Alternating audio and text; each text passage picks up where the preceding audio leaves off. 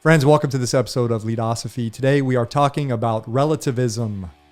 How relative is the concept of leadership? Is it all just a game of relativism? Is it all opinions, beliefs, individual beliefs? Is there no standard objectivity in leadership? Are there no universal ideas or universal truths in the world of leadership? That's what we're going to talk about today. Building off our last episode where I tried to make the argument that leadership and philosophy should be fused and the reasons why. Today, I think I'll make another compelling case as to what philosophy can bring to leadership. All right, hope you enjoy this show. Here we go. Are you ready to permanently fuse leadership and philosophy? Then a word of caution. You are about to enter the fully abstract yet wholly concrete realm of Leadosophy. Our ideas are not always so clear and distinct. To validate this proposition, we welcome the host of Leadosophy, Tim Woody. Welcome back, friends. Welcome to the nerve center of Leadosophy. Glad you can join us, whether you're watching or you're listening. If you like what you hear today, feel free to subscribe. Let your friends know that they can geek out on some philosophy and leadership and mash them together. Be a good time, I promise. We're going to get real nerdy on some philosophy today. So I posed a question on my Leadosophy Facebook group, and the question was simple. Why is there no universally agreed upon definition of leadership? How comes, I don't know, can you say how comes? Why can we not agree upon a universal definition of leadership? That was my question. I got some good feedback, which made me go down the rabbit hole of relativism, and I'll explain. So I want to read just a few of the comments that I got about the universal definition of leadership or its lack of existence. Someone commented, maybe because great leadership is something that is true only in the eyes of the beholder, and we all have different tastes. How do you define or describe what is sexy? How do you define fun? How do you define delicious? And I agree, those are matters of taste. Is leadership just a matter of taste to individuals? Someone commented that team composition, different team compositions, the missions, the objectives, national and regional cultures, personality typing are all reasons why leadership can't be pinned down to a universal definition. And I agree with those sentiments. Someone talked about differing opinions on what people consider a leader, differing opinions on what people consider a leader. I agree with that as well. In Greek, doxa is a common belief or popular opinion. In classical rhetoric, doxa is contrasted with episteme, which is a philosophical term that refers to a principled system of understanding scientific knowledge. I talk about epistemology on the show a lot of time. It's the theory of knowledge. It's also a subfield of philosophy. I'm even wearing a sweatshirt where I love to display the idea of epistemology. How do we know what we know? How can we prove that we have knowledge in a particular subject or a particular task? I know how to ride a bike. How do I show that to somebody? Well, it's very easy. I get on it and ride. How do I know that I know how to lead? Can I demonstrate that? You might believe that may get a little trickier as we try to demonstrate that we know how to lead. Someone else commented, they said that if we could break leadership down into a simple set of measurements and goals, it would cease to be a living, evolving concept and become a static ideal like management.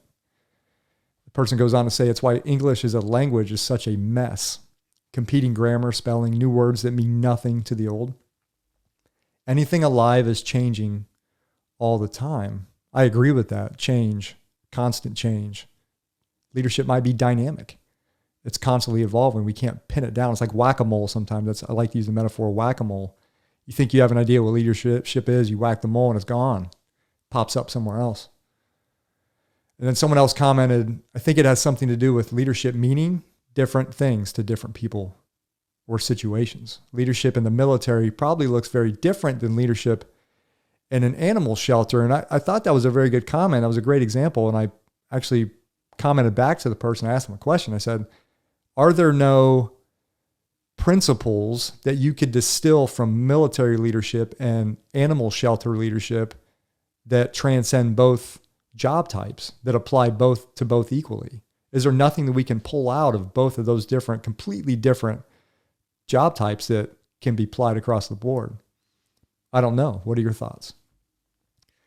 So is leadership, this is my next question, this is what led me down this road of relativism. Is leadership wholly a relative concept? And if it is a relative concept, how do you teach it? If you're a boss, how do you judge leadership? If it's relative, is it just based on your own judgments and what your idea of leadership is? How does one judge leadership experience if we can't pin down a concept of leadership, if there is no objectivity, no universal statements or generalities that we can make about leadership or about leaders? Are there no universal statements that we can make? Is leadership less like a clock and more like a pile of sand? Let me explain this metaphor here. So if you take a clock, maybe like a really old-time clock that sits on a shelf, the one you maybe have to wind up. If leadership was that clock, you could essentially pull that clock apart all the way down. You could strip it all the way down to individual parts. And you could look at the individual parts and the components and maybe find out what are the key components of this clock where if they weren't there, the clock would cease to work. It would be useless. Is leadership like the clock, or is leadership more like a pile of sand? If I was going to pick up a pile of sand and put it in my hand and say, this is leadership, let's break it down. As soon as I pull my hands apart a little bit and I try to start pulling that apart, it just sifts through our hands and it's gone. You look in your hands and there's nothing there. Is leadership more like that? Maybe the individual grains of sand are simply our opinions about what leadership is or what leadership is not. So I want to go to the Stanford Encyclopedia of Philosophy. I want to move to our philosophical understanding of relativism. What is relativism? It's actually a concept discussed in philosophy a lot. I'll try to briefly explain the philosophical understanding of relativism and how it applies to a range of topics from ethics to morality and to leadership. I think we can make the application to leadership without forcing the application to leadership. So if you're watching on YouTube, I appreciate it. I have up Stanford Encyclopedia of Philosophy's webpage on relativism.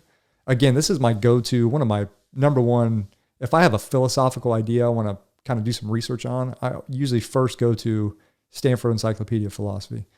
It's just really well put together, really well organized, very thorough. Sometimes it's too dense for me. I can't even get it.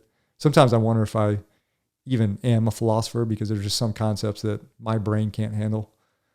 Anyways, so I want to read what they say about what is relativism. We're going to talk about relativism. We're going to try to make the application to leadership. They write, relativism, roughly put, is the view that truth and falsity, right and wrong, standards of reasoning and procedures of justification are products of differing conventions and frameworks of assessment, and that their authority is confined to the context giving rise to them. And they're talking the specific contexts. More precisely, relativism covers views which maintain that at least some class of things have the properties they have, such as beautiful, morally good, whatever, only relative to a given framework or assessment. And we talk about local cultural norms, individual standards, which is what I'm going to talk about and really harp on. And that the truth of claims attributing these properties holds only once the relative framework of assessment is specified or supplied. Relativism has been, in its various guises, both one of the most popular and most reviled philosophical doctrines of our time. Relativism in the world of philosophy, there are some people that have a lot of issues. When you have a philosopher who really wants to pin down some concrete argument, they're often not a huge fan of relativism when it comes to certain concepts. So defenders of relativism see it as a harbinger of tolerance and the only ethical and epistemic stance worthy of the open-minded and tolerant. Detractors of relativism dismiss it for its alleged incoherence and uncritical intellectual permissiveness. Debates about relativism permeate the whole spectrum of philosophical subdisciplines, and I would say relativism permeates the idea of leadership. That's where I'm going with this. So I want to continue on here on Stanford Encyclopedia of Philosophy. I just want to finish this up with, how do we define something? So you can define a concept. We talked about leadership. How do you define leadership? Well, you can define leadership negatively. What does that mean? That means you can define leadership by what it is not.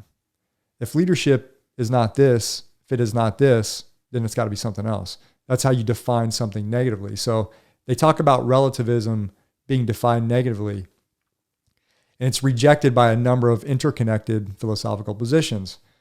Relativism is contrasted with, here's the first one, absolutism, which is the view that at least some truths or values in the relevant domain apply to all times, places, or social and cultural frameworks. They are universal and not bound by historical or social conditions. Absolutism is often used as the key contrast idea to relativism. So how I see that is, I see it as a spectrum. On the far left end of the spectrum is relativism. On the far right hand of the spectrum is absolutism. And if you're envisioning this spectrum in your mind, where does leadership fall on this spectrum? I think that's one of the things I'm trying to make sense of from a Leadosophy standpoint. How far to the left of the spectrum does leadership fall? And I'll talk about kind of what I think, or where I think it kind of falls. And again, I don't know if we can pin it down exactly somewhere on a spectrum, and nor do I think that it has to be an either or concept. It has to be totally an absolutist concept, or it has to be a totally relativistic concept. A couple other views or frameworks besides absolutism and relativism. One is objectivism. It's a position that cognitive, ethical, and aesthetic norms and values in general, but truth in particular, are independent of judgments and beliefs at particular times and places. Or in other words, they are mind independent.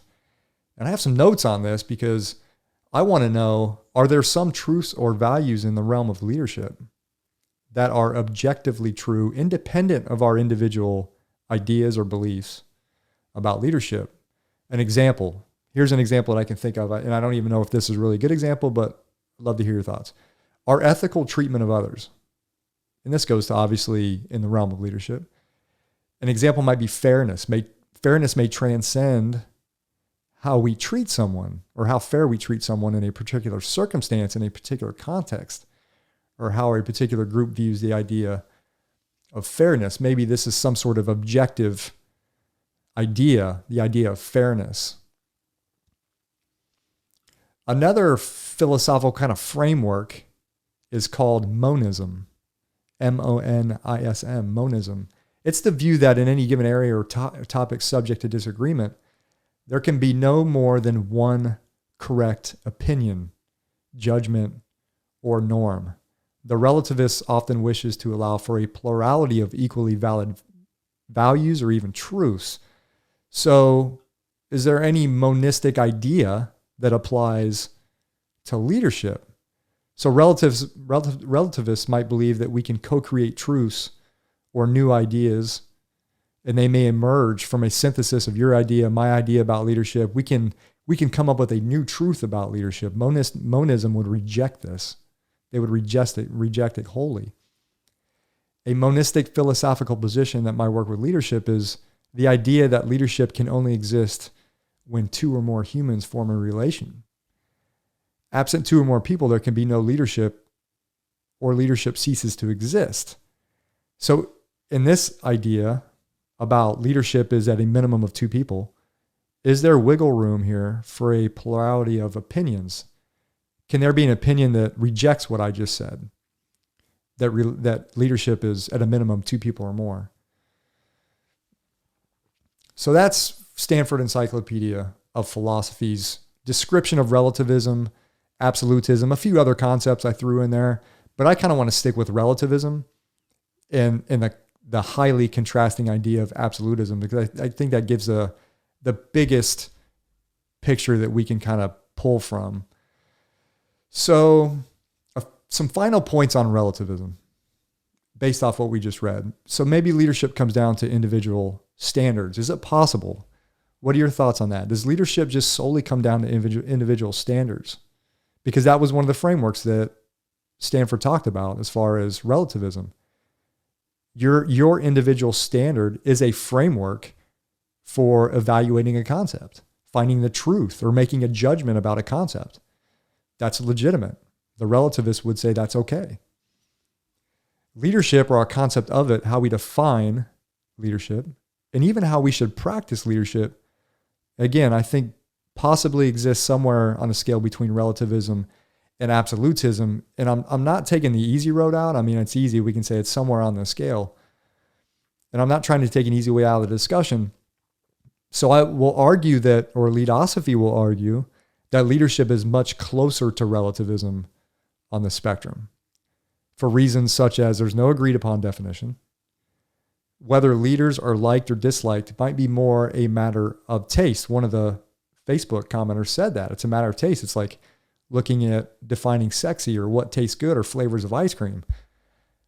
I have a hard time kind of putting leadership solely in that this person likes strawberry, this person likes chocolate. That's just end of the day.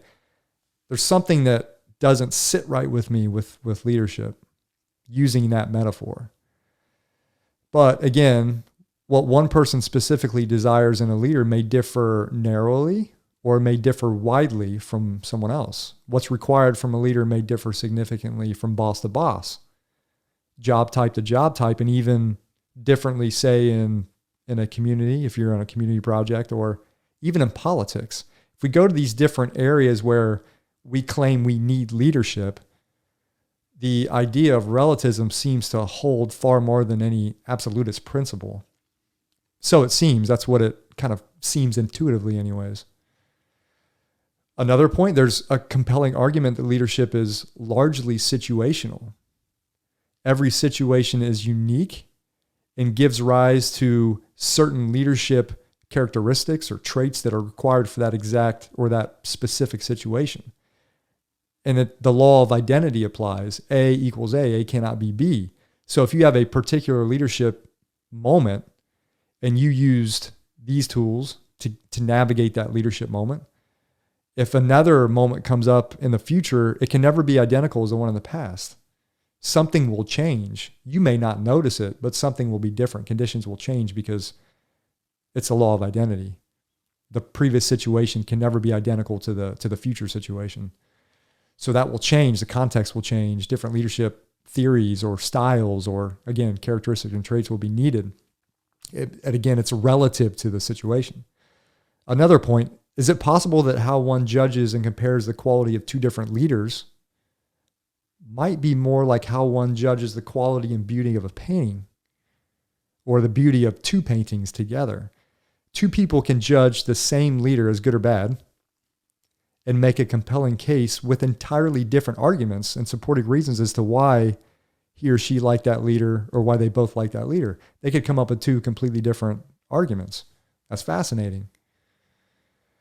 Another point in the bucket of relativism, there's a wide array of leadership theories and leadership styles, and many are attractive and effective in some way, in some specific context or in some specific leadership situation. And again, I want to cite a little paragraph or just a sentence out of the Stanford Encyclopedia of Philosophy describing relativism. And once you hear this, what comes to mind? They write, quote, "There are instances of long-standing disagreement such that the disputants are very plausibly talking about the same subject matter." I'll use leadership here, right? What makes a great leader? And they may genuinely disagree with each other, and yet no amount of information and debate enables them or us to resolve the disagreement. And moreover, in such cases, it can seem that neither side seems to have made any obvious mistake. This goes right to what I was reading off Facebook, my Facebook comments. All of the ideas were different from one another, but it didn't seem like anyone was wrong. They all had good ideas about why there's no universal definition of leadership. So that's my application to leadership in general. There are a lot of reasons why I believe leadership may fall way more in the camp of relativism than on the other end of the spectrum for absolutism. I have tried. One of my missions was to with Leadosophy was try to pull apart some universal truths that can apply across all time and space in the realm of leadership. Doesn't matter what job, doesn't matter whether you're in a community or within the home, coaching a football team, it doesn't matter. There are some universal truths or ideas or beliefs about leadership that hold across all of those. It is a difficult thing to do because it seems when you think you have pinned down a universal idea about leadership, you can find a counterexample or someone comes up with a counterexample that explodes that idea, which almost pushes it back into the idea of relativism.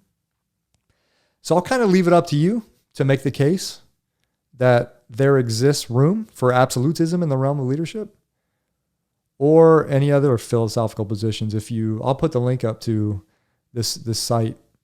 And if you get real bored and want to read some Stanford Encyclopedia of Philosophy, go for it. I'd love to hear your thoughts about it. So thanks for watching this episode on leadership and relativism. Remember, Leadosophy is about using the tools of philosophical thought to deepen our understanding of leadership and of life. Thanks for watching. We'll catch you next time.